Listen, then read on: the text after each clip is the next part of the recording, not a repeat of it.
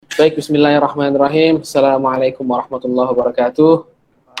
Innal hamdalillah nahmaduhu wa nasta'inuhu wa nastaghfiruh wa na'udzu billahi min syururi anfusina may yahdihillahu fala mudilla lahu wa may yudlil fala hadiya wa la haula wa la quwwata illa billah wa ba'd. Alhamdulillahirabbil alamin. Pada kesempatan kali ini kita bisa ya silaturahim ini sih, Mak, ya. Teman-teman semua ini, Mak. Yang dari teman-teman yang luar juga kami ucapkan selamat bergabung, selamat datang ya. Kita di webinar nih. Kita bukan mau ngobrol nih, kita mau bongkar semua ya realita sama ekspektasi gimana di Jepang gitu ya, versi Fatih Sang gitu. Sebelumnya perkenalkan dulu, saya Husam, selaku pendiri lah ya, pendiri PT Maher Nusa Korporasia. Sebelumnya ya memang berkecimpung di dunia apa namanya perjepangan gitu ya, sekolah, kerja, ya, dan lain-lain di Jepang. Pada kesempatan kali ini kita akan berbincang-bincang dengan Fatih Sang mengenai apa sih ya realitanya di Jepang itu seperti apa. Ini teman-teman kan banyak yang udah mau pada berangkat nih, yang ikut ya, Kiki Sang, Soeharto Sang, Dion Sang, dan lain-lain. Ya, Agra Sang juga ada beberapa teman-teman yang memang begitu Jepang dibuka akan akan berangkat lah insya Allah ya. Nah ini makanya ini penting nih buat teman-teman semua. Jadi semacam pembekalan gitu ya. Kira-kira apa aja sih yang bakal perlu disiapkan ya. Terutama yang pemula ya. Kalau yang executive saya mungkin sudah ada gambaran seperti itu. Oke, sebelumnya kita perkenalan dulu ya. Tadi saya sudah, sekarang kita perkenalkan juga narasumber kita, asik narasumber ya, pembicara kita. Ya, bisa lagi.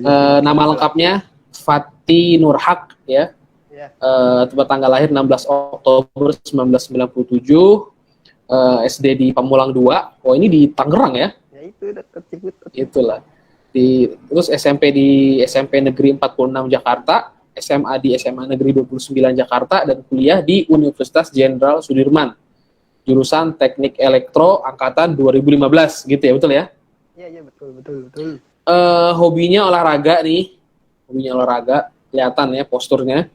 Terus cita-citanya ini saya tulis nih di sini ya, cita-citanya dulu sih ilmuwan robotik, sekarang masih mencari hahaha gitu, ditulis lah hahaha-nya. Ya maksudnya gak usah disebutin cowok. Motivasi kerja di Jepang ini banyak sih, nanti bakal dijelasin pada sesi kali ini. Gitu kira-kira ya. Gitu kira-kira perkenalan mengenai pembicara kita pada kesempatan kali ini, Fatih Nurhak. Sebelumnya boleh nih kita ngobrol-ngobrol ya. Jadi kita webinarnya lebih kepada apa ya, dua arah gitu. Nanti juga pada di kesempatan terakhir kita ada sesi tanya jawab lah, boleh kita sharing-sharing seperti apa, gimana sih realitanya. Boleh dijelasin sebelumnya, mari kita mulai. Ya boleh dijelasin sebelumnya sama Fatih Sang, gimana sih dari awal perjuangannya bisa sampai kerja di Jepang gitu. Boleh, silakan Fatih Sang.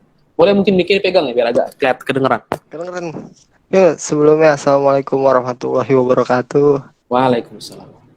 Ya, terima kasih buat Maher yang sudah menjadikan saya sebagai narasumber. Padahal saya di sini juga gak ngerti gitu kenapa dari Maher ngundang saya sebagai narasumber gitu ya kan. Padahal saya tuh gak ada wah-wahnya gitu lah, biasa aja gitu.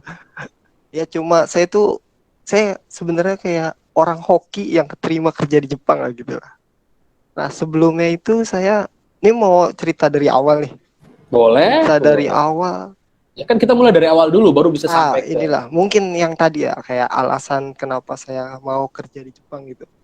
Dulu awal pertamanya itu saya menentukan jurusan sih, dari jurusan kuliah itu pas SMA. Ngelihat robot Asimo Jepang itu, tahu gak, kayak robot kecil itu ya kan. Terus saya dari situ kayak seneng lah gitu ngelihat robotik begitu, memutuskan buat teknik elektro. Terus juga ngelihat robotik ini yang bagus tuh di mana gitu. Nah setelah ngelihat tahu gak yang kayak robot Gundam gede itu bisa jalan gitu. Nah itu cuma ada di Jepang kan, gak ada di negara lain. Makanya saya pengen kayak jadi dulu kayak ilmuwan yang berkecimpung di bidang robot lah gitu. Ya, tapi setelah jalan pas magang itu, ya saya itu cuma orang biasa yang ya ujung-ujungnya paling kerja di pabrik lah gitu lah. Ya, cuma kan buat kedepannya gitu, saya pengen jadi ahli di suatu bidang. Akhirnya saya memutuskan, nih kayaknya nggak bisa nih kalau misalkan kerja di Indonesia, mungkin lama gitu kan. Saya juga butuh duit tapi nggak bisa ngepet gitu. Terus juga kayak, udah kayak harus ke luar negeri nih. Nah, saya milih-milih ngeliat-liat kalau misalkan bahasa Inggris, ya saya bisa lah bahasa Inggris, cuma pasif gitu kan. Aktifnya nggak terlalu bisa lah. Terus kayak negara Asia yang UMR gede gitu. Jadi kayak misalkan mau lihat-lihat kan mungkin ada Singapura gitu. Tapi Singapura di sana biasanya pakai bahasa Inggris, dan ya kalau misalkan teman-teman lihat Singapura tuh kayak apa ya? Jalan-jalan juga gak ada, paling Universal Studio doang gitu, kayak buat menghilangkan stres itu nggak ada gitu. Nah, ngeliat-liat, oh ternyata Jepang nih, kan dulu juga pas banget tuh, dulu pas SMA pengen ngeliat di Jepang kan robot Gundam gitu. Terus juga ternyata Jepang tuh apa, kayak kaizen gitu-gitu, kayak budaya-budaya kerjanya tuh bagus kan dulu, ekspektasinya gitu bagus. Terus oke lah kalau gitu, saya mau memutuskan buat ke Jepang gitu. Nah, cari-cari-cari, eh, saya tuh nyari LPK tuh hampir belasan lebih lah, belasan lebih nyari LPK kemana-mana, muter-muter tiap minggu. Nah, ini posisi saya udah kerja ya, udah kerja, jadi muter-muter ya setiap minggu tuh, setiap saya 6 hari kerja, setiap hari minggunya saya nyari tuh, nyari LPK. Ya ini mohon maaf ya Saco ya, jujur aja semua omongan, apa ya, semua omongan yang kan saya nemuin sama yang punya atau sama salesnya atau siapa gitu, semua omongannya tuh enak banget yang diomong itu, enak-enak banget lah gitu. Nah, nggak ada yang pahit-pahitnya tuh, nggak ada kayak susahnya di Jepang kayak gimana. Terus juga selalu yang kita denger tuh enak-enaknya aja kan.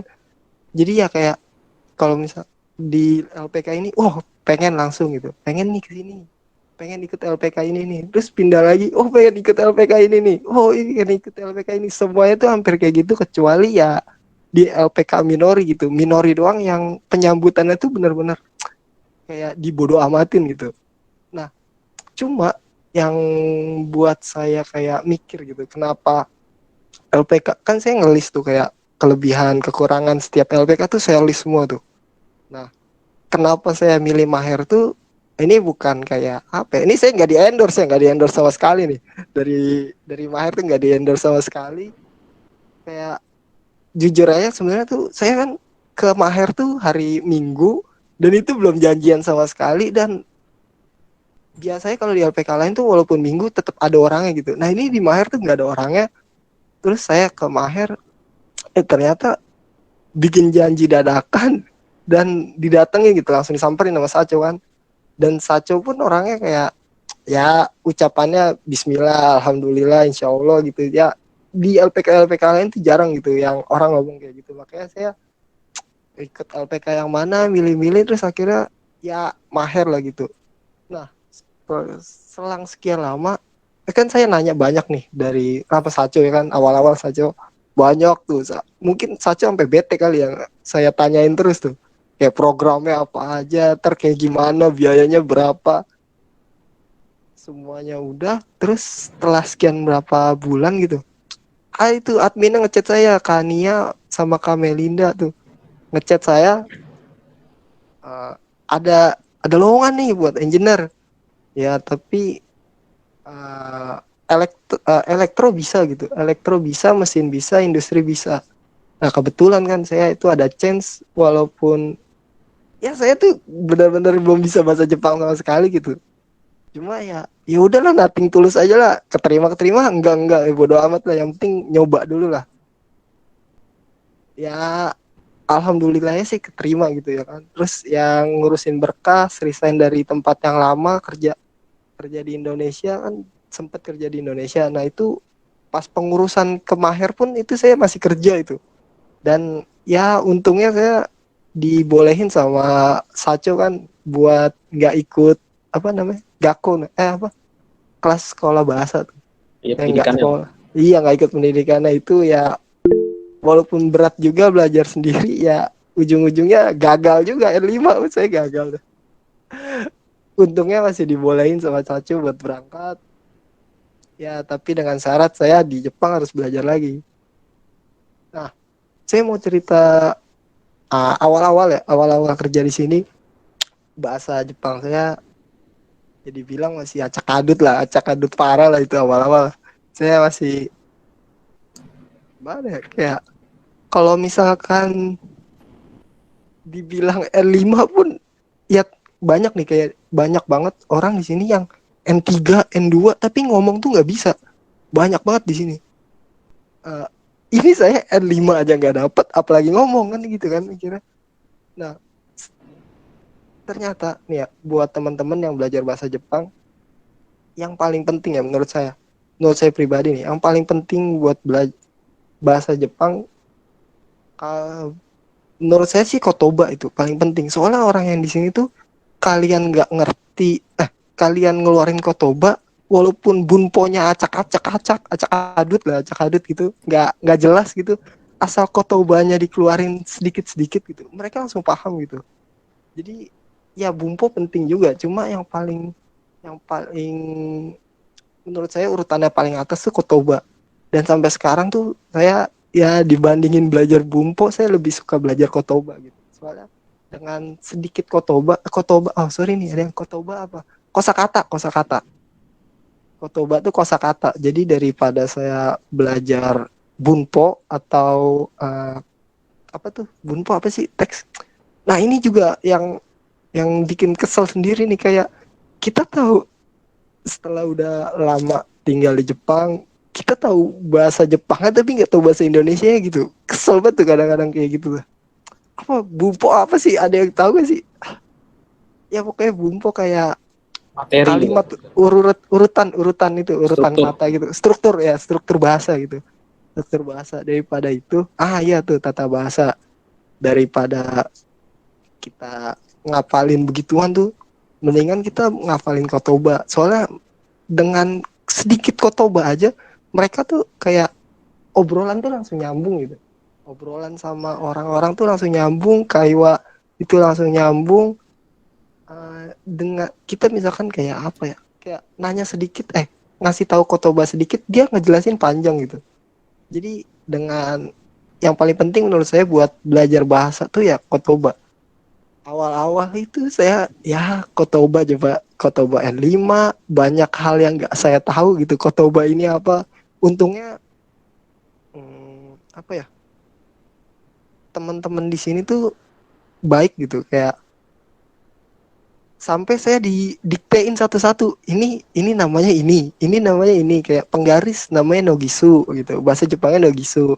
Ini doriru apa drill gitu, kayak mereka tuh kayak karena tahu kita tuh orang pendatang baru ya, kita pendatang baru pertama kali ke Jepang, mereka tuh nggak kayak yang kayak orang-orang bilang kayak muluk-muluk gitu, kayak padahal tuh awalnya saya kayak takut gitu, kayak ngerasa khawatir gitu kan, ntar kalau diajarin nggak ngerti gitu. Itu sebenarnya teman-teman nggak usah khawatir, mereka tuh paham gitu, kayak kalian orang baru dikasih tahu kotoba baru, terus juga wajar aja gitu, orang baru nggak tahu apa-apa itu udah wajar banget gitu. Jadi belajar dari nol itu nggak apa-apa kalau di perusahaan saya ini ya. Cuma saya rasa semua perusahaan lain pun kayak gitu. Mengenai kotoba tadi sama bunpo, saya tuh di sini di Jepang ya, saya punya temen orang Jepang. Dia tuh tunggu, jadi ceritain ini dulu. Perusahaan saya di sini tuh uh, perusahaan perusahaan perusahaan Jepang tapi kayak perusahaan Vietnam lah gitu. Soalnya apa ya? Bisa dibilang 90% tuh isinya orang Vietnam, 5%-nya orang Brazil, 3%-nya Jepang, 1%-nya Indonesia, 1%-nya Laos lah. Laos nih baru-baru ini ada orang baru dari Laos. Ini masih orang Jepang itu sedikit banget gitu. Di Genbanya aja, di lapangan aja itu cuma satu orang. Sama yang punya perusahaan itu ya jadi berdua lah gitu. Kalau di masalah lapangan di daerah saya gitu, itu cuma ada dua. Jadi kayak kita tuh juga biasanya kalau istirahat ya dia tuh selalu sendiri gitu. Ya yang orang Vietnam sama orang Vietnam gitu. Nah dia orang Jepang ini sendiri terus gitu. Awal-awal saya perhatiin juga, kan saya awalnya ngikut sama yang Vietnam itu, ngobrol sama yang Vietnam. Yang Jepang ini tuh selalu sendiri, main HP sendiri. Terus jalan-jalan-jalan, saya deketin lah gitu, kayak nggak bermaksud buat deketin sih, kayak nanya-nanya lah gitu, kenapa nggak gabung gitu. Ya emang sejatinya tuh kita kayak apa ya, berasal kayak dari lihat aja lah, kayak misalkan burung gagak mainnya tuh sama burung gagak gitu, merpati mainnya sama merpati, anjing mainnya sama anjing gitu, kayak nggak pernah kayak kayak macan di luar mainnya sama kucing gitu kan. Kayak ya ujung-ujungnya tuh kita bakal ngikut sama sama selingkup kita lah gitu, sama sejenis kita lah. Ya karena bahasa Jepang yang orang Vietnam ini karena saking banyaknya ya, mereka itu nggak sampai kalau kerja tuh nggak pakai bahasa Jepang gitu. Jadi mereka setiap hari pakai bahasa Vietnam. Terus bahkan ada yang udah 3 tahun di Jepang, udah mau pulang nih, dia kan Jisuse ya, udah mau pulang itu nggak bisa bahasa Jepang, ngomong bahasa Jepang itu susah banget. Kayak awal-awal tuh kayak kotobanya pun susah gitu. Padahal udah lama gitu Fatisang kan. ini tinggal di daerah mana? Oh iya, ya lupa saya. Ih, kasih tahu dulu. Saya di daerah Osaka, Osaka, Prefektur Osaka, Kashiwarashi. Jadi kayak apa ya? Kabupaten apa ya? Kabupaten Kashiwara gitu lah. Nah, ini tuh daerah Osaka, kan Osaka tuh kayak Bandungnya Indonesia lah gitu lah. Kan Jakarta kayak Tokyo gitu. Nah, ini Osaka tuh kayak Bandung. Nah, kota kedua yang paling rame lah gitu. Cuma saya yang daerah pinggirnya ini, daerah mau antara Osaka sama Nara. Itu udah hampir perbatasan, dan di sini apa ya, demografinya tuh isinya nenek-nenek, kakek-kakek, yang muda-muda itu sedikit banget. Bahkan di tempat kerja saya pun nenek-nenek umur 70 tahun, 80 tahun tuh masih banyak. Jadi buat temen-temen Masih kerja? masih kerja, masih kayak apa ya, saya juga ngeliatnya udah kasihan, ngangkat-ngangkat yang berat-berat, gotong-gotong itu kayak orang tua, gimana coba kan perasaannya, udah tua gitu. Ini anaknya kemana coba, dan ternyata anaknya kerja di situ juga coba. Ya ini perusahaan saya tuh perusahaan keluarga ya, jadi nggak ada kayak saham-saham gitu. Terus juga jadi sebelumnya ini, yang punya sebelumnya ini bapaknya yang punya sekarang.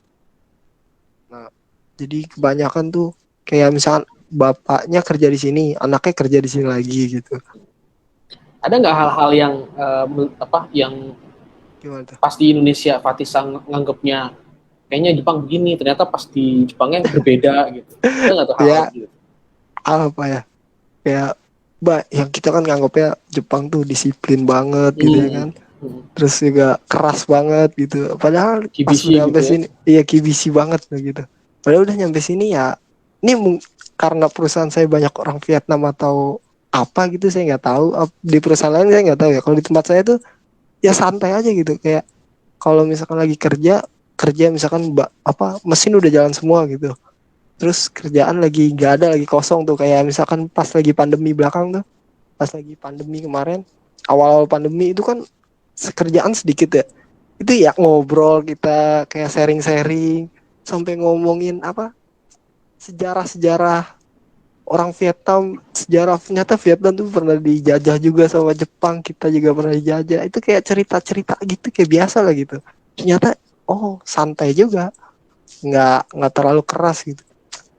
Mungkin kayak yang saya kaget itu, ternyata kan dulu kan di Maher itu kayak ada apa namanya, syarat buat ikut tesnya itu kayak harus bisa CAT ya, AutoCAD ya dulu.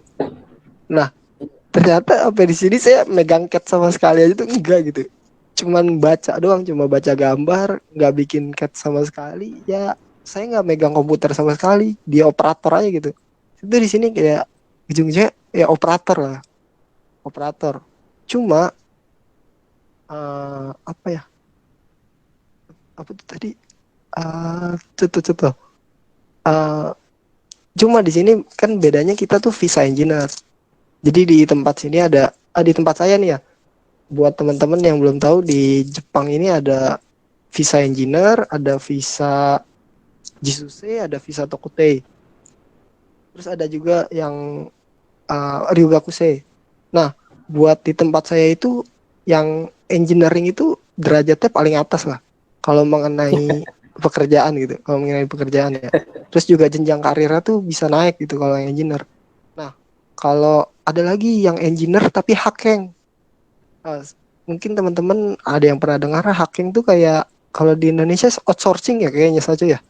Kayak Iya, outsourcing ya gitu. Nah, mereka tuh yang kalau misalkan kerjaan udah nggak ada dipecat langsung, udah dilepas lah gitu, kayak nggak peduli lah. kontrak. Kontrak, ya kontrak gitu, misalkan kayak kemarin tuh kayak COVID, pasti mereka yang dipecat pertama itu ya mereka itu yang hacking itu yang dikeluarin.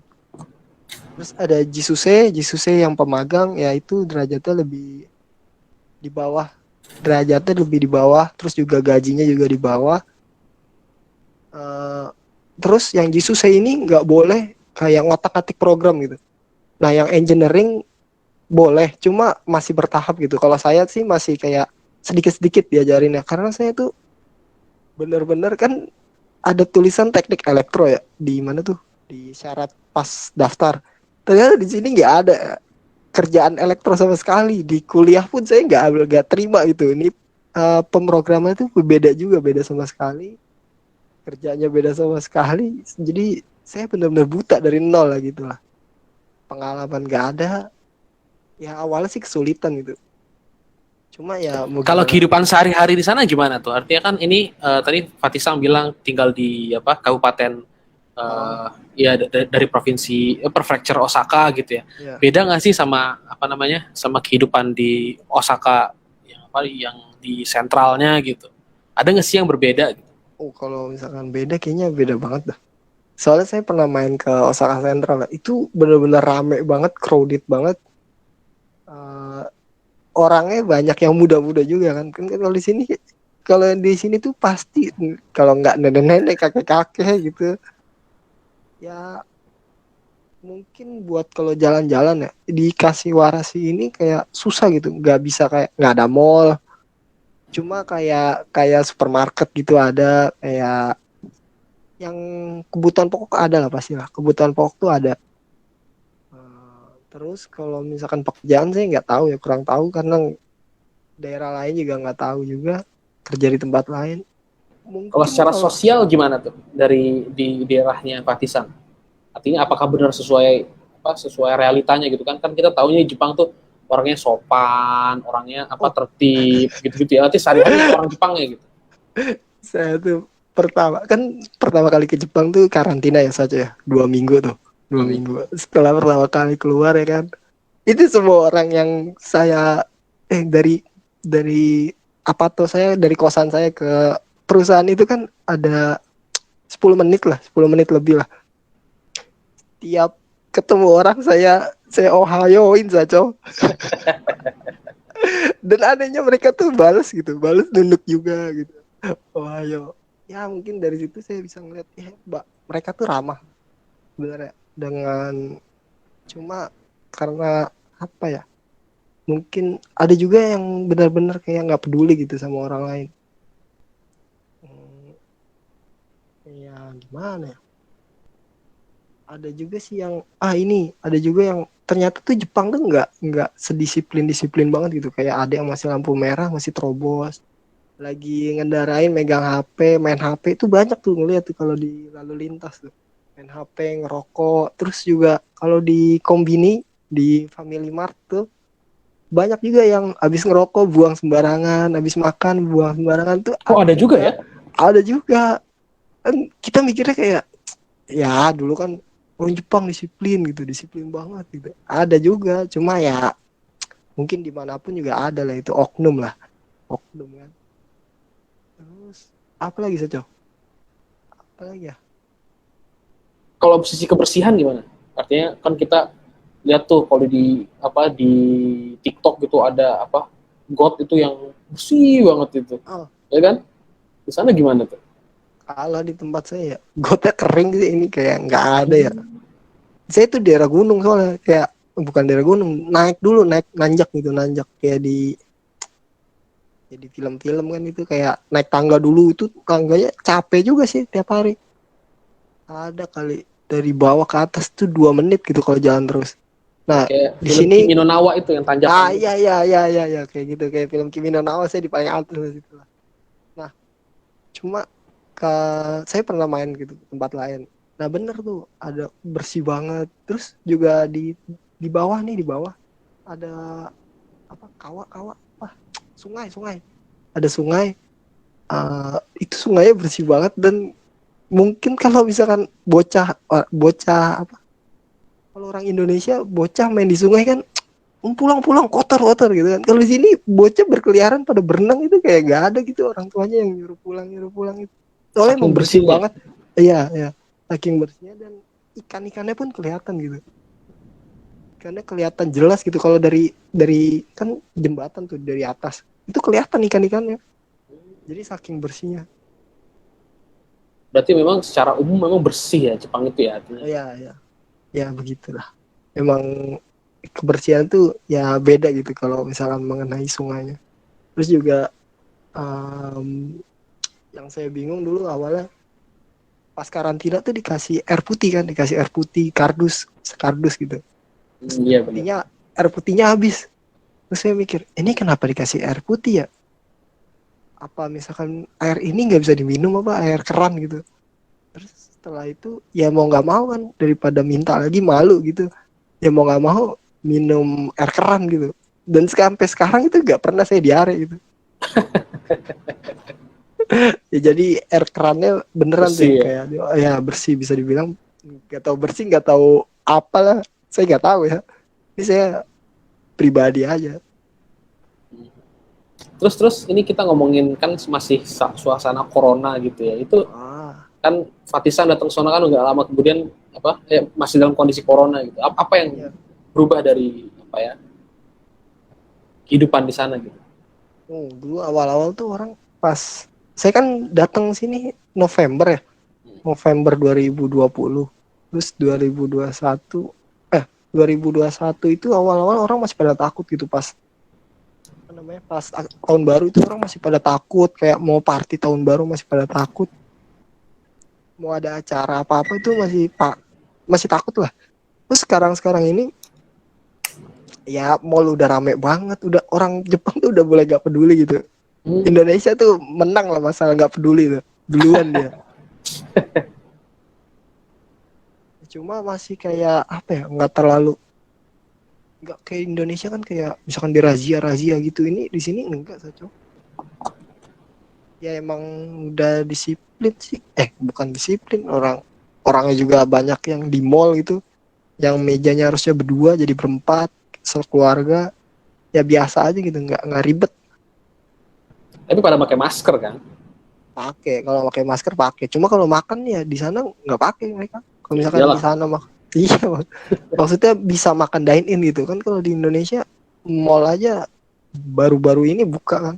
betul, betul. Kalau itu udah lama kalau di Jepang Udah itu. lama itu nggak tutup, malah nggak tutup, cuma dibatasin jam 8 tutup gitu. Oh gitu ya. Kayak PPKM level 3 lah. Kalau kita di sini kan tutup berapa sebulan lah, sempat tutup total gitu, nggak boleh masuk mall. Ya gitulah, saya nggak ngerti beneran. PPKM level-level gitu apa itu.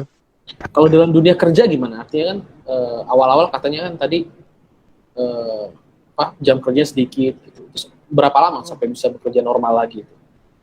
itu 2 bulan deh, 2 bulan. Setelah 2 bulan itu saya baru dapat lembur, itu baru dibolehin lembur. Dan lama-lama tuh naik gitu, kayak awalnya awalnya nggak terlalu banyak gitu kerjaan. Terus lama-lama wah peksi ini sekarang tuh lembur free saco. Sampai kan saya shift malam ya. Eh, Masuk nih jam 6 sore, pulang jam 7 pagi. Itu masih disuruh Fatih kalau kuat jam 9 pagi ya pulangnya. Buset, buset, buset. Makasih dah, enggak lah. Terkadang ya apa ya? Ya semangat boleh lah kerja. Ya semangat boleh, cuma kadang-kadang tuh tubuh tuh lebih lebih apa ya? Lebih penting lah. Masalahnya yang punya, kan kalau di Indonesia, kerja di Indonesia ya, semakin jabatan di atas itu semakin on time pulangnya Saco. Kalau di tempat saya yang lama, makin atas tuh semakin on time. Nah di sini tuh, wah, yang punya perusahaannya nih uh, masuk jam 9 pagi, pulangnya tuh jam 3 pagi, baru pulang jam 3 pagi, jam 2 pagi. Jadi tuh kalau misalkan di Indonesia ya, melihat kata orang tuh yang ada tuh yang katanya isu, kalau misalkan atasan belum pulang, kita nggak boleh pulang. Ya siapa yang mau nungguin sampai jam 3 pagi itu? Gila, saya mah ogah. Ya itu nggak benar gitu. Jadi mungkin di tempat lain juga bisa jadi sih. Ya sebenarnya buat teman-teman yang mau ke Jepang ya, mau kerja di Jepang itu lihat dulu keadaannya gimana. Uh, lihat orang aja. Kalau misalkan dia udah pulang ya pulang, ikut pulang gitu. Nggak usah. Awalnya tuh saya kayak, jadi setelah pulang kerja saya pengen belajar dulu gitu, pengen belajar mesin. Soalnya kan kayak jam kerja itu kan saya cuman uh, nyeting doang gitu, nge-start terus ya pokoknya masalah kerjaan gitu lah, nggak belajar susah gitu. Terus juga orangnya nggak ada gitu yang ngajarin saya. Nah setelah pulang ini saya uh, belajar gitu kan 2 jam gitu, belajar 2 jam. Terus pas pulang besoknya ditegur itu sama yang punya perusahaan, ditegur katanya, Fatih kalau misalkan mau belajar di rumah aja gitu, istirahat dulu mumpung ini kerjaan belum banyak, jadi banyakin istirahat lagi. Ya nggak semua, padahal di tempat kerja saya itu malah kalau misalkan pulang, tempat kerja saya yang lama ya, yang di Indonesia, pulang saya jam pulang saya belajar dulu. Wow, ya malah pada senang gitu, bos pada senang kan kita belajar dulu. Nah kalau di sini ya kebalikannya, nggak semua kerjaan kayak gitu.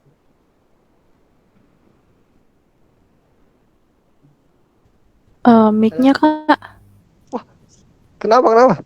Sorry, Enggak, kecil apa? sinyal kayak sinyal ya? Oh, hilang, putus. Terus. Udah, apalagi nggak kedengeran sampai mana tadi? berarti sebenarnya teman-teman kerja di Jepang itu cukup suportif ya Kak ya? Oh, bisa dibilang begitu. Yang bawahannya ya, mungkin karena lingkungannya sama kita ya. Atasannya juga sih yang punya perusahaan tuh uh, suportif sih. Jadi ada lucu ya. Uh, Temen saya nih, jadi kan saya udah 4 bulan gitu, 4 bulan di sini. Terus ada teman deket nih yang tadi orang Jepang, sama ada satu lagi orang Vietnam. Nah yang orang Vietnam ini mau dipindahin tuh ke Chiba. Chiba tuh ke deket Tokyo gitu. Nah, mau dipindahin. Jadi perusahaannya tuh ada yang di sini 2, ada yang di Chiba 1. Dia mau dipindahin ke Chiba dan saya izin pulang cepet lah. Mau sama yang punya perusahaan. Mau izin pulang cepet. Kenapa emang? Kok nggak lembur gitu? Oh ini kita mau ngadain kayak pesta terakhir lah gitu lah. Besoknya dia mau berangkat soalnya. Kita pesta terakhir, pas pulang itu teman saya orang Jepang dititipin duit gitu, dititipin duit digambang sama yang punya perusahaan. Jadi gak disupport lah gitu. Orang lain pada lembur, saya main makan malah dapat duit gitu. Ya itu disupport dari yang atasan. Kalau teman-teman tuh kadang-kadang kan kita ngelakuin salah ya, terus juga ya kadang-kadang kesel kan sama diri sendiri. Kok bisa sebego itu gitu. Saya pernah kayak barang udah diolah, udah dilobang-lobangin. Itu kan kalau udah diolah berlubang ya. Nah, udah berlubang saya taruh lagi, jadi lubangnya ada 2 kali lipat gitu. Terus diketawain kan sama itu ya. Kok bisa bego banget gitu. Terus kata, kayak kesel sendiri lah gitu. Terus udah nggak apa-apa. Satu doang mah nggak apa-apa, 1 2 mah nggak apa-apa gitu. Cuma ya lebih apa namanya? Hati-hati gitu, lebih hati-hati ya. Di sini kayak salah tuh ya biasa lah. Cuma kalau udah kebangetan ya, saya bahkan awal-awal tuh salah hampir tiap hari, Pak. Tiap hari dikomplain gitu. Terus sekarang belakang bulan lalu diginiin sama atasan saya, eh, Ati mana nih kok udah gak ada masalah lagi gitu. Loh, mau masalah? Iya nggak apa-apa kalau kadang-kadang si Roy apa seru seru ya, seru. Oh iya ya, ada barang besok, lusanya ada barang, bukan barang baru, mesin baru banget gitu. Tipe terbaru, mesin terbaru, pokoknya wah banget lah gitu dibandingin sama mesin yang lain. Mereka udah pada pulang kan, saya malam, saya coba tuh, ini bedanya apa mesin lain ya, langsung kayak apa ya, layarnya tuh beda gitu. Oh kok begini gitu, terus saya matiin kan, saya matiin, nyalain lagi. Biasanya tuh kalau misalkan mesin lain digituin langsung balik lagi ke tampilan awal. Nah ini alarm langsung kayak, wah rusak ini, mau belajar bahasa Jepangnya kanjinya kagak ngerti gitu kan. Di sini tuh juga nggak ada bahasa, mesin Jepang itu semuanya bahasa Jepang gitu, kayak nggak ada bahasa Inggrisnya sama sekali, jadi pusing juga sih menurut saya. Kita yang biasa saya yang biasa pakai bahasa Inggris gitu ya, kayak kalau misalkan mesin tuh pasti bahasa Inggris, lihat tinggal oh paham ini. Di sini kanji gundul gitu, kagak ada apa namanya, nggak ada furigananya, udah mana bahasa Jepang juga masih lemah ya gitu dah. Nah ini banyak nih masuk pertanyaan gini. Apa Ah, sih kelebihan sama kekurangannya gitu kerja di Jepang ini menurut pengalaman Atisan sampai sejauh ini gitu? jauh ini. Kan dulu sebelumnya pernah juga kan di Indonesia kan? Nah itu Ya. apa kelebihan kekurangan tuh kerja di Jepang dibanding di Indonesia? Oh, mungkin kalau di sosialnya sih Sajo, saya tuh jadi lebih belajar toleransi ya. Kan di Indonesia mungkin orang yang ya mungkin kayak misalkan puasa gitu ya, puasa orang Indonesia kan biasa gitu ya. Nah di sini tuh benar-benar saya ditoleransiin gitu. Kayak misalkan dia juga lagi main, terus lagi main nih kan, saya biasanya ada sama teman saya tuh main gitu ya, keluar gitu, misalnya weekend keluar. Saya tuh selalu bilang, mau sholat dulu ya gitu, udah jamnya sholat gitu, mau sholat dulu. Ya udah ya, dia tuh nggak pernah kayak kan kalau di Indonesia, sholat dulu ya, antar lo masih lama waktunya gitu. Ini malah kebalik gitu, yang lebih toleransi tuh ya orang Jepang gitu. Di Jepang tuh lebih toleransi lah mereka sama kita. Terus terus juga pas puasa tuh makan mereka tuh kayak bawa yang berat-berat ya, bawa yang berat-berat. uh, Fatih nggak usah kamu sono aja, kayak kerja aja di mana, di dalam gitu, nggak usah bawa yang berat-berat panas-panas gitu. Bahkan sampai segitunya gitu, sama yang lain suportif banget lah. Ya Kalau mungkin kekurangannya apa nih? Kalau kekurangan yang menurut kamu?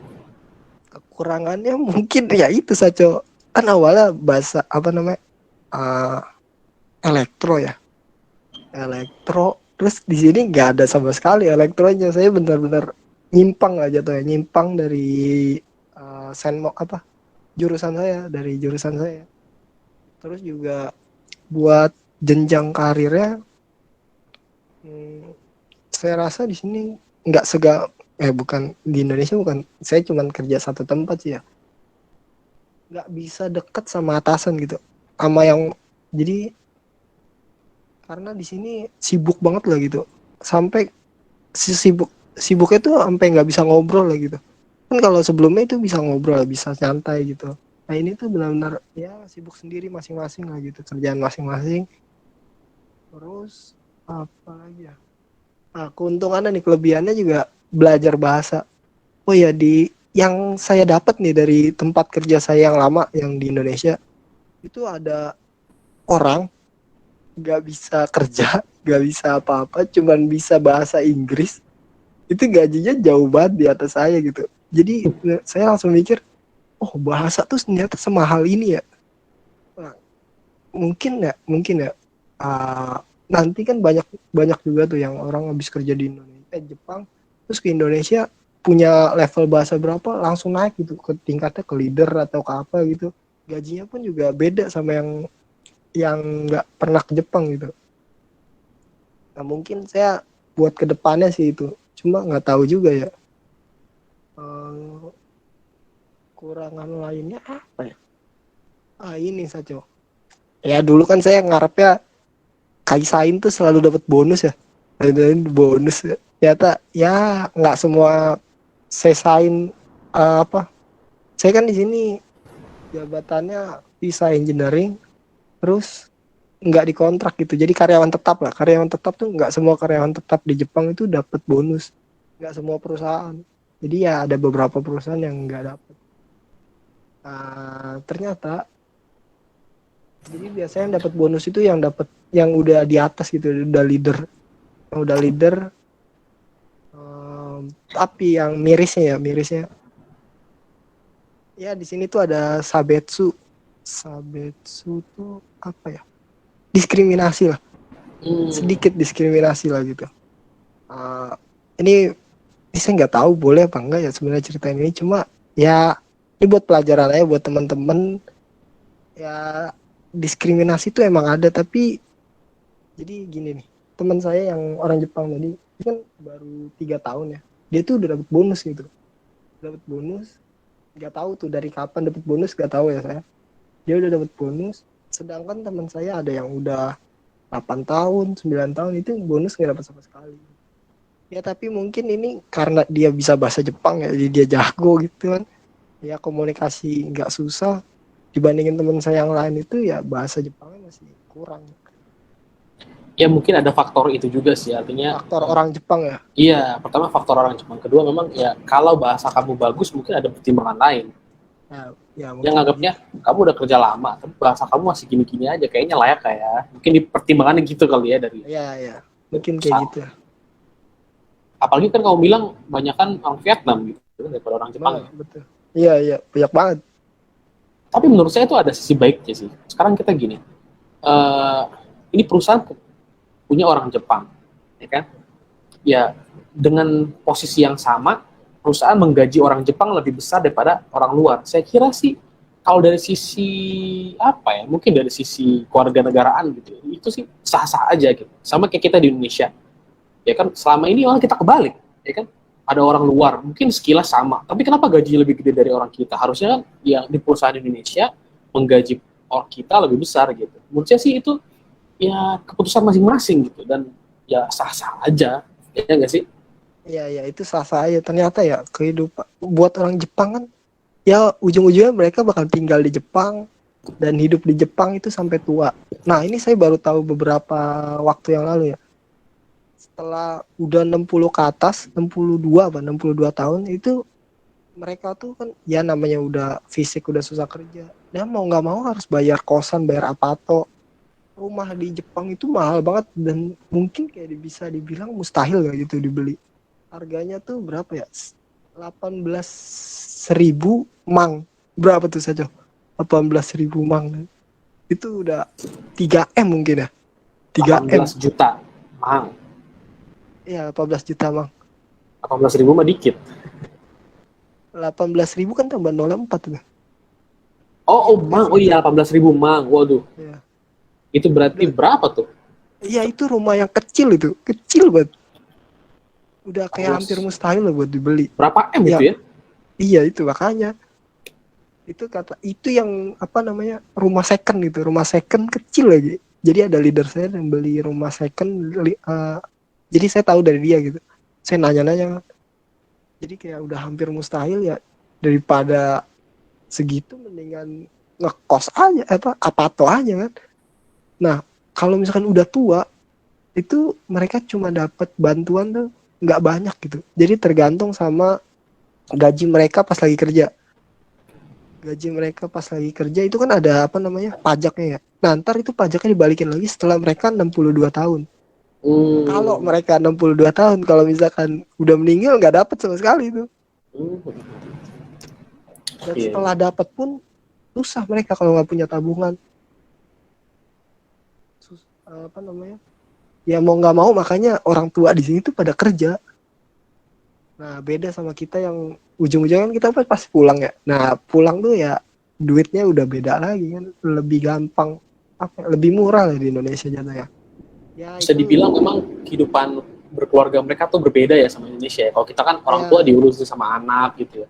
Sedangkan di Jepang itu lagi marak-maraknya caregiver itu buat ngurusin orang tua gitu. Mereka Iya, gitu udah 20 tahun ke atas ya orang tua ditinggalin. Kasian juga sih ya gitu, kayak kehidupan barat gitu. ya miris juga sih. Soalnya anaknya aja buat ngurus sendiri itu susah saja. Buat ngurus diri sendiri itu kayak cukup banget. Ya makanya orang Jepang tuh pada mikir berkali-kali buat nikah. Ya karena itu mahal, bapak istri termahal, anak mahal, apa-apa mahal. Mereka harus nanggung kalau misalkan gajinya ya setara sama kita yang gaikokujin, yang orang asing gitu. Ya susah lah, susah banget, kasihan, miris. Oke, sampai di sini mungkin kita ini aja ya, kita cukupi sesi tanya jawab kita nih. Nah, kita masuk ke teman-teman nih kalau ada pertanyaan ya, nanti Sang. Boleh kan dijawab ya? Oke, kalau bisa ya, kalau tahu. Boleh nih kalau ada teman-teman yang mau bertanya kepada Fatisang mengenai Jepang, ekspektasi dan realitanya. Boleh. Mungkin yang Boleh di chat langsung dulu ya, open mic atau di chat. ini yang di chat dulu ya. Saya mau jawab nih, yang suka tulis laporan mingguan atau bulanan nggak? Ini jujur aja saya suka nulis. Kayak misalkan baru beli apa itu saya langsung tulis gitu. Saya orangnya kayak gitu. Baru beli apa saya tulis. Jadi saya setiap bulan tuh ngelihat, oh minggu ke ini saya mahal banget. Bulan lalu tuh saya lebih kecil gitu pengeluarannya. Kenapa gitu? Saya selalu mikir kayak gitu. Nah, buat temen-temen ya, oh ya, mungkin kerja di Jepang itu gajinya mungkin lebih besar ya. Tapi teman-teman tuh harus ingat jangan sampai gaya hidup kalian tuh naik juga. Banyak banget yang di Jepang itu belum ada setahun, belum ada setengah tahun pun belum ada. Mereka langsung ganti HP, langsung. Ya ini nggak salah sih mereka. Mungkin HP rusak atau apa ya. Tapi kalau misalnya HP masih baru, masih bagus gitu, ini ganti HP-nya iPhone yang paling baru kan 12, terus 13 keluar mau beli lagi. Itu banyak gitu saja. Ya gaya hidupnya tuh jangan sampai naik, ditekan gitu, ditahan gitu. Tapi ada yang boleh, menurut saya ada yang boleh naik sih gaya hidup. Kayak misalkan buat kesehatan gitu. Saya tuh di Indonesia boro-boro beli vitamin gitu-gitu kan. Mahal banget vitamin, 200.000, 300.000 kan. Di sini ya kalau sebelum beli vitamin itu ya, saya ngerasa capek kerja gitu. Capek kerja banget, kayak di Indonesia itu kerja saya ya duduknya 80%, 20%-nya di lapangan gitu. Kalau di sini dibalik, hampir 90% tuh 100% lah saya diri itu. Mungkin ya kalau lagi istirahatnya duduk, tuh capeknya tuh ya pertama-tama kali kerja ya capek banget itu. Transisinya lemes tuh, sampai kalau itu capek banget, izin dulu sama leader, boleh duduk gak ini? Ya boleh gitu. Sampai segitunya gitu, padahal masih jam kerja.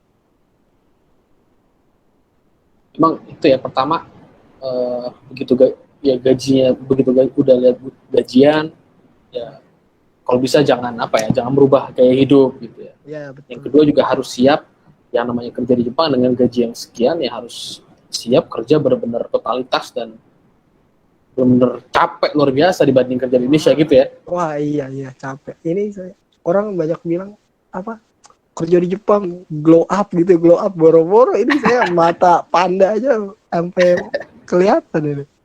Tergantung kan. Kalau kamu kan masih penyesuaian, nanti kalau setahun ke depan mungkin udah terbiasa tubuh kamu gitu, ya nggak? Iya. Ini ada pertanyaan lagi nih. Apa tuh?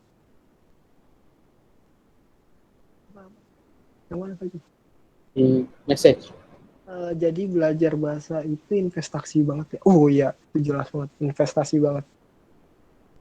Menurut saya bahkan kalau misalkan ntar pulang dari Jepang nggak bisa bahasa Jepang, itu rugi parah. Ya saya sih jarang kenalin juga tipe kalian tuh belajarnya kayak gimana gitu. Saya tuh jujur aja buka buku tuh jarang banget. Tapi karena saya ada teman gitu. Ya kebanyakan orang Vietnam kan. Mau nggak mau ngobrol kita pakai bahasa Jepang. Nah setiap nggak tahu itu saya selalu nanya, ini kata ini apa ya? Misalkan dia ngomong nih, ini apa ya? Kata ini apa ya? Itu selalu ngomong gitu.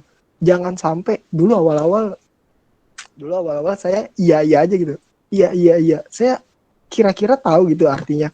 Tapi nggak mau kalau ada kotoba, ada kosakata yang nggak tahu itu saya iya aja. Nah, sampai apa namanya? Ada orang yang ada buka senior tahu kata ini. Tahu ini maksudnya. Iya tahu maksudnya. Kata ini tahu, nggak tahu. Terus kenapa tadi bilang tahu gitu? Saya sampai diomelin gitu. Kalau misalkan nggak tahu, bilang aja gitu nggak tahu. Jangan sampai kita nggak tahu ngomong ngaku-ngaku tahu lah gitu. Nah itu salah satu kesalahan saya sih dulu. Nah setelah itu saya benar nih. Kalau misalkan nggak tahu tuh nggak apa-apa karena kita emang orang masih belajar, nggak ikut apa orang asing gitu. Dan pasti kalau nggak tahu tuh ntar dijelasin pakai bahasa yang lebih gampang, lebih mudah dicerna. Jadi buat teman-teman jangan kalau nggak tahu tuh bilang aja nggak tahu ya. Belajarnya juga kalau saya tipenya orang yang dari kaiwa terus juga dari lagu dari anime itu kosakata tuh selalu saya tulis tuh kosakata baru saya tulis saya catat terus juga kadang-kadang ya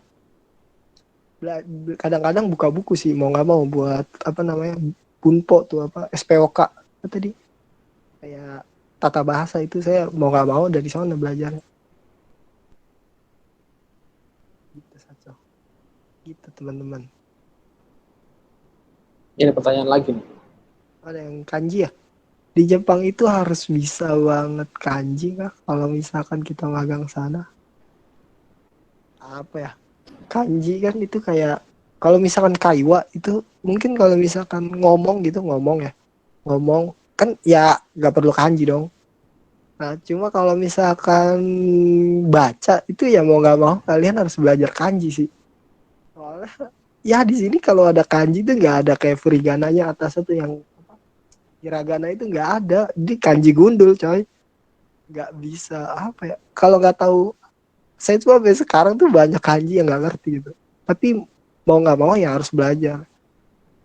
Nah ini mungkin ada teman-teman yang di sini nih yang di tempat kerja ini banyak banget yang sampai jam istirahat pun ngelihat HP buat belajar kanji itu kayak setiap istirahat dia apa kanji ini terus kayak ada tes kan ada tes tuh di HP tuh ada aplikasi jadi buat tes lah kanji ini apa artinya terus mereka tuh sering nanti tahu gak ini artinya gak tahu ini artinya ini bener gak oh iya bener mereka tuh saking rajinnya gitu sampai kayak gitu teman-teman yang masih di Indonesia kalau bisa ya tetap belajar kanji tuh cuma awal dari kanji itu kalian harus tahu bunponya dulu soalnya kalau misalkan kanjinya doang kalian kanji ini tapi kosakatanya nggak tahu gitu kanji ini kan biasanya ke Jepangnya apa kosakata Jepangnya apa terus kosakata itu baru ditranslate ke Indonesia.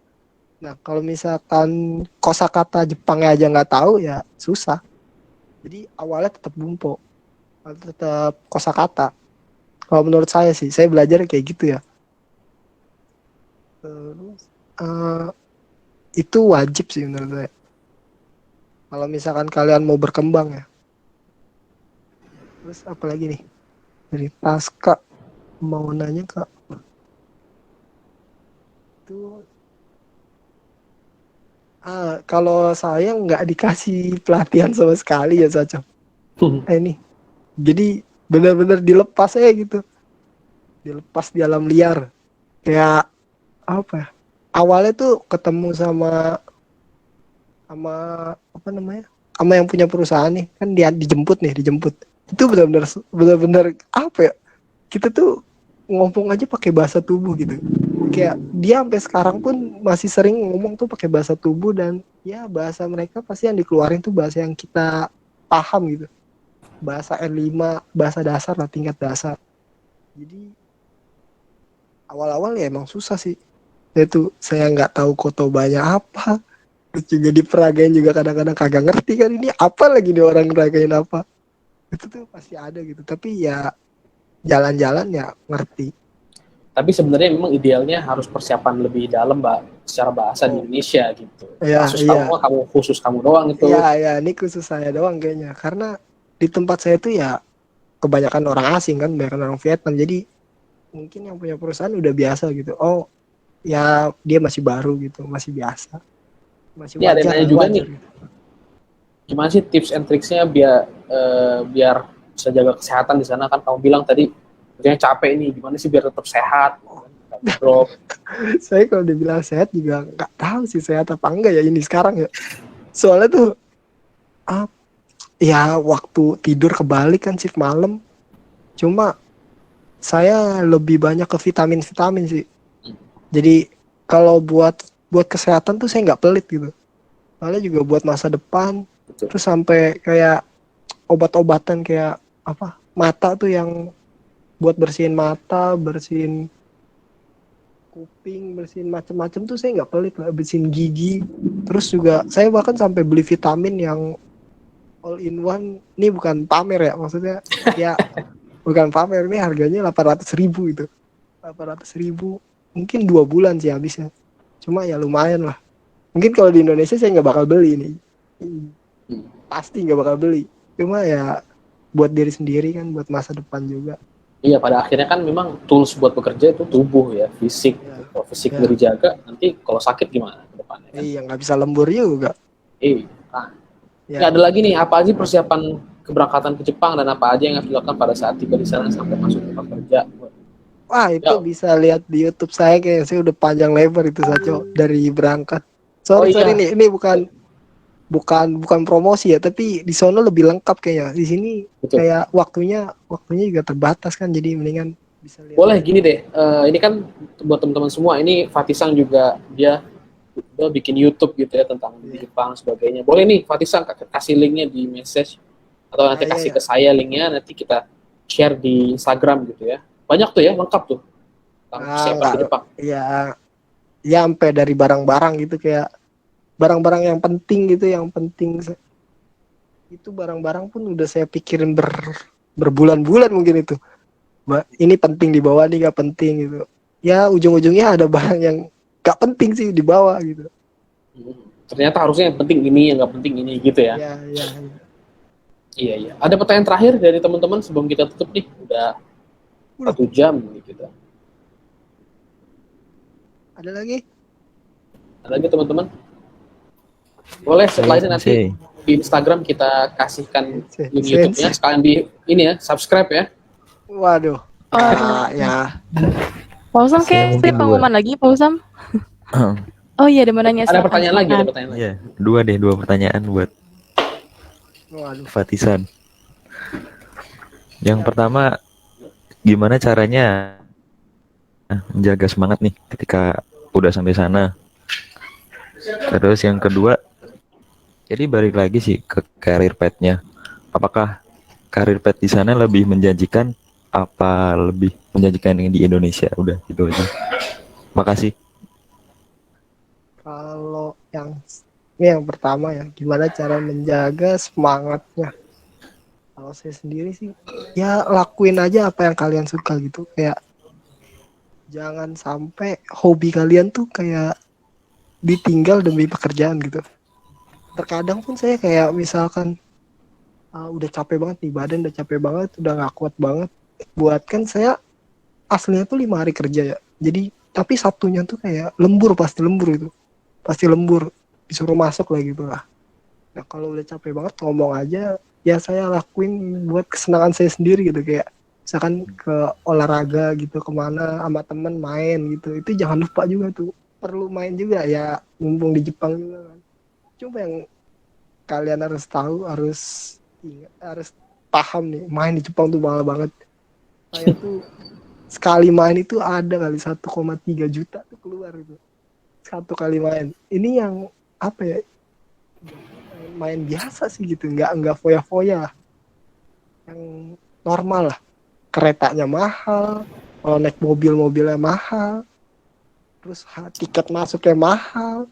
Ya apa-apa mahal lah di sini lah. Makannya pun mahal gitu. Terus tadi pertanyaan yang kedua tentang bisa diulang? Lupa lah. Sorry, karir path. Kalau saya pribadi itu nggak pengen selamanya di Jepang gitu. Karena saya tahu kalau misalkan tuanya ntar kayak gitu, mau di Jepang lama pun juga susah sih saya kayaknya. Kesulitan sendiri nanti di akhirnya ya. Juga kayak kangen sama keluarga gitu. Buat apa kayak misalkan nyari uang tapi keluarga nggak apa ya, nggak nggak bersama gitu, nggak bersama keluarga. Terus juga nanti misalkan kalau udah nikah istrinya gimana itu kan, kalau misalkan kesini juga susah gitu. Jadi kalau saya pribadi sih, saya ujung-ujungnya bakal ke Indonesia pulang lagi. Dan pasti karir di Jepang ya, karir PT yang tadi saya bilang kayak susah lah gitu. Kalau di tempat saya itu susah, harus bertahun-tahun. Dan walaupun bertahun-tahun ada yang udah sampai 9 tahun, 10 tahun, itu gajinya masih ya nggak jauh beda dari saya. Dan ya masih masih dibilang kayak apa ya, gaji naik doang lah, gaji naik doang, gaji naik doang, tapi bukan jadi leader ya, bukan jadi Orangnya atasan Rak. gitu. Terus kalau di Indonesia udah pulang ya pasti kalau dengan bahasa segini, pengalaman segini di Jepang Semangat, Rak. itu udah pasti lah. Ya udah pasti kayak dilirik gitu sama HRD gitu kan. Saya sering nih belakangan ini bahkan ngelihat kerjaan Indonesia, pengalaman kerja di Jepang gitu, punya level N bahasa berapa gitu. Itu ada, itu banyak. Dan saingannya pun nggak banyak pasti. Soalnya nggak banyak juga orang yang pengen pulang gitu kan. Dan nggak banyak juga orang yang berapa tahun di Jepang, bertahun-tahun di Jepang terus baru pulang. Ya menurut saya sih karir PT lebih baik, enakan di Indonesia gitu, juga enakan keluarga ya kan. Setuju sih saya. Jadi memang pada akhirnya kita kerja di Jepang itu memang untuk nabung gitu ya. Ya. Kita untuk mempersiapkan diri kita Lebih modal bagi berarti. air. Kita kan sudah di Jepang, sudah ambil ilmunya, sudah bisa nabung dan sebagainya, dan pada akhirnya kita ya apa ya, berbakti gitu ya, mengabdi pada sendiri. Walaupun sebenarnya banyak yang seperti Fatih Sang sendiri bilang, banyak juga yang pada akhirnya sudah tinggal dan menetap di Jepang. Dan itu memang keputusan pribadi masing-masing gitu ya. Dan menurut saya sih pada akhirnya ya kita harus apa ya, menghargai lah keputusan yang mau tinggal di sana, mau yang lama atau mau yang pulang, itu oke juga gitu kan. Pada akhirnya ya kita tahu lah, seperti Fatih Sang ini jauh dari keluarga dan sebagainya, itu juga sebuah tantangan ya kerja di Jepang gitu ya. Iya. Kita closing statement kali ya setelah mendengar. Iya, makasih Fatih Sang, makasih Sensei. Sacho nanti tolong foto dulu semuanya, Sacho. Boleh. Jadi kita closing statement dulu ya dari webinar kita pada kesempatan ini. Terima kasih banyak kepada Fatih Sang. Apa namanya? Ya setelah kita mendengar ya apa dari awal sampai akhir perjuangan gitu, Fatih Sang bisa sampai kerja di Jepang dan sebagainya. Kita juga dengar ya banyak hal yang yang terjadi di Jepang ya, ada yang sesuai dan ada yang enggak dan sebagainya. Ya, memang kenyataannya seperti itu ya. Kemanapun kita berada, memang ada yang sesuai dengan ekspektasi kita, ada yang nggak sesuai. Pada akhirnya memang kembali ke tujuan kita, ya kan, ke Jepang. Kalau tujuan kita untuk senang-senang, ya kan, pokoknya mau keliling Jepang, mau jalan-jalan, ya pada akhirnya nanti bisa jadi kecewa, bisa jadi terjadi gitu kan. Nah kita pertama ya sesuaikan dulu dengan ini kita, sesuaikan dulu dengan tujuan kita mau ke depan. Dan kalau dari sisi gaji sih ya kita nggak usah bahas-bahas ya, udah tahu semua ya Fatih Sang ya. Iya, itu ada di YouTube, saya juga udah share keluarin semua. Boleh. Baik, selanjutnya mungkin ada sedikit tambahan dari Mas Altaf dan Mas Elifa, silakan.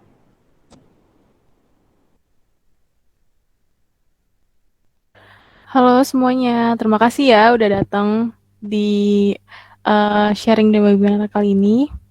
Boleh Kak Altaf di-share tadi. Nah, kita juga ada info nih buat kalian-kalian yang mau ngikutin jejaknya Kak Fatih buat kerja di Jepang. Kita juga lagi buka program untuk pemula untuk bekerja di Jepang, tapi bidangnya caregiver gitu. Caregiver itu apa sih? Caregiver itu perawat lansia di Jepang. Sebelumnya kan udah sempat di-mention ya, di Jepang tuh kebanyakan orang tua dan anak-anak mudanya tuh nggak mau ngurus orang tua kan. Jadi pemerintah tuh sangat care sama para lansia ini sehingga dibuatkan rumah sakit khusus untuk lansia gitu. Dan info terbarunya memang untuk caregiver sendiri ini banyak banget lowongannya karena sumber daya manusia di Jepangnya juga kurang gitu. Makanya kita mau ngajak nih teman-teman semua buat yang mau ngelanjutin atau mau kerja di Jepang bisa pertama pasti belajar bahasa dulu kan tadi udah dibilang ya bahasa itu aset ya kan. Setuju dong kalian semua ya kan?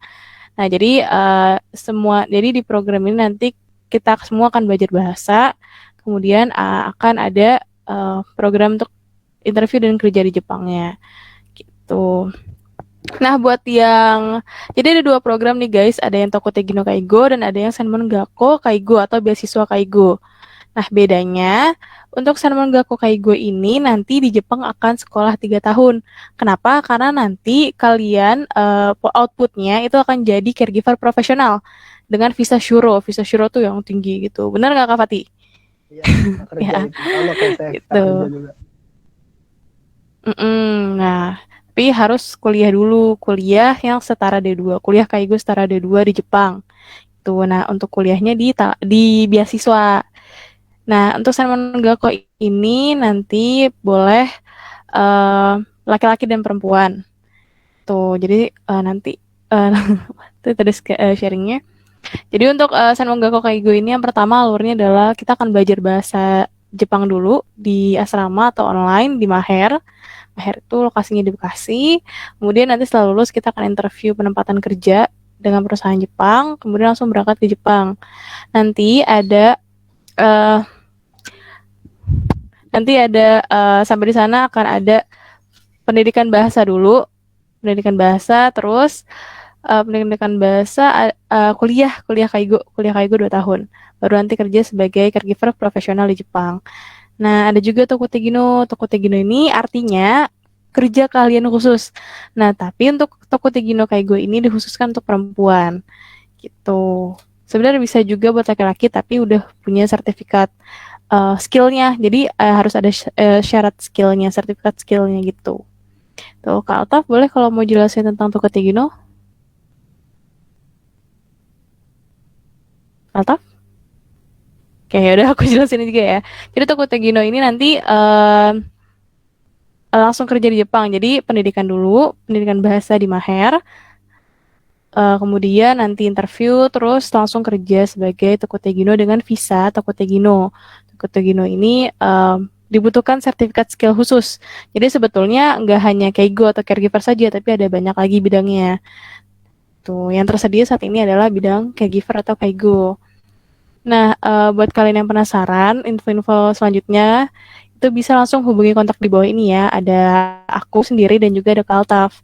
Tuh, buat kalian yang mau nanya-nanya gimana sih caranya atau kapan sih? Oh ya, untuk pendidikan ini karena kita udah mulai offline nih guys, jadi dia asrama Maher gitu. Mulai pendidikannya tanggal 8 November. Ayo dicatat ya. Gitu. Itu sih. Ada yang mau nanya nggak? Sampai sini. Apa-apa Kak? Boleh cerita dikit gak? Boleh dong Kak. Kalau dulu saya itu ya berpikiran saya pokoknya 2021 awal tuh harus di Jepang. Jadi saya apa aja mau magang, mau jadi cleaning service atau apa aja, saya pengen lakuin gitu. Jadi yang penting ke Jepang dulu kalau saya pribadi dulu ya. Soalnya nanti ketika di Jepang, ya misalkan kalian udah kerja gitu, udah 3 tahun, nah itu kalian udah punya bahasa, mau pindah ke yang lain-lain gitu gak lebih gampang gitu. Nah yang paling susahnya itu emang ya awalnya itu, yang ke Jepang awalnya itu. Ya saya hoki aja bisanya tuh, dapatnya tuh engineer. Jadi ya mulai dari awal tahun pertama pun saya bisa pindah-pindah. Ya kalau misalkan teman-teman ya punya keinginan lain, atau berpikiran sama kayak saya ya lebih baik dia dimanfaatin, ini ada chance, ada kesempatan. Terima kasih Kak Fatih. Boleh tadi sharing lagi yang screen-nya. Jadi detailnya nanti kita kirim kalau kalian tertarik. Terus nanti untuk webinar khususnya bakal kita adain hari Selasa. Oh, ada yang nanya nih. Oh iya, jadi kan kalau yang Senmon Gakko kayak gitu kalian bakal sekolah dulu ya 3 tahun ya. Setahun itu bahasa, yang 2 tahunnya kuliah Kaigo. Jadi selama sekolah 3 tahun itu akan kita carikan Arubaito. Arubaito itu part time. Tuh, jadi kan kalau Indonesia mungkin nggak awam banget ya sama part time, terus kerjanya digaji per jam gitu kan. Kalau di Jepang sendiri itu udah jadi hal yang umum. Tuh. Jadi nanti buat bantu ekonomi di sana, ya ada yang mau ditambahkan Pak Usam? Ya saya kira untuk pembahasan beasiswa dan atau terkait Toko Teigino kita akan adakan hari Selasa lah. Sekarang kita lebih kepada sharing gimana tinggal di Jepang, prosesnya seperti apa yang sudah dijelaskan Pak Tisang. Nanti untuk ini buat teman-teman sekalian ya, nanti kita share di YouTube, share di Instagram Story ya, link YouTube-nya Kak Fatih nih. Nanti di situ saya juga udah nonton sih beberapa tuh ya. Dari awal sampai berapa gajinya, dia buka-bukaan loh. Ya udah apa aja lah, saya apa kekurangan kelebihan di Jepang ya saya keluarin semua lah biar temen-temen kebuka gitu insight-nya kan. Terus Iya. juga buat temen nih yang Arubaito itu kerja, jangan khawatir, Arubaito kerja di sini tuh UMR gitu per jamnya, tapi UMR 1 jamnya itu bisa 150.000 lah, 100 pokoknya 100.000 ke atas lah, bisa sampai 150.000 tergantung juga kerjanya apa, itu per jam ya. Iya gitu. Ada tambahan dari Mbak Elifa, dari Mas Alta? Nah, jadi itu aja sih sneak peek dari kegiatan kita nanti hari Selasa. Jadi buat kalian yang penasaran nih, terus kalian juga bisa tanya-tanya langsung sama caregiver di Jepang yang juga alumni dari Maher gitu. Jadi hari Selasa nanti kita ada webinarnya, jangan lupa ya. Jangan lupa daftar di sini nih, aku kirim linknya. Nah, itu tuh Noha Saiko tuh YouTube-nya.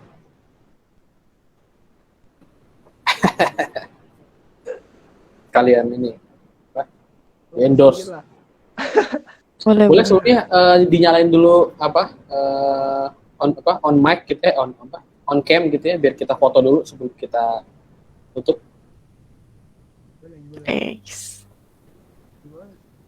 Jangan lupa follow Maher Corp ya. Gimana cara kelihatan semuanya? Oh my god, saya gaptek. Gimana YouTuber nih? Ya udahlah. Ayo semuanya Mungkin- kita on mic kita foto dulu. Adminnya ada nggak? Di aku udah full semua. Oke sip. Oke, boleh open cam semuanya dapat kok. Kalau open cam ya teman-teman, buat status, buat bikin status nih. Oke, Udah? udah dari pasang. Oke, sip. 1. 3, 2, 1. Oke, sekali lagi ya.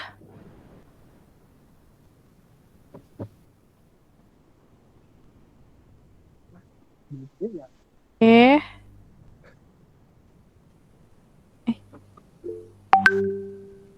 Iya nggak apa-apa. Sekali lagi ya. 1, 2, 3. Oke, sudah selesai. Terima Terima kasih banyak teman-teman Bang. semua udah hadir nih. Kita berbagi insight di sini, terutama terima kasih banyak nih arigatou gozaimashita. Patisang sudah Iya. meluangkan waktunya. Harusnya istirahat hari ini ya. Iya, jam istirahat. Malah saya kira ini sampai 2 jam lebih loh. Saya udah banyak banget ini yang di otak nih mau dikeluarin. Nah, coba udah cukup lah. Di sini udah waktu asar kita. Oh iya. Iya Ini udah kan? mau maghrib. Oh gitu. Iya. Baik, makasih banyak teman-teman semua udah hadir. Makasih banyak Patisan udah jadi bicara kita pada kesempatan kali ini. Insya Allah kita akan adakan lagi mengenai Semogako dan Toko Teigino di kesempatan berikutnya. Selasa besok insya Allah. Gitu ya, terima kasih. Yuk. Assalamualaikum warahmatullahi wabarakatuh. Waalaikumsalam. Thank you. Thank you.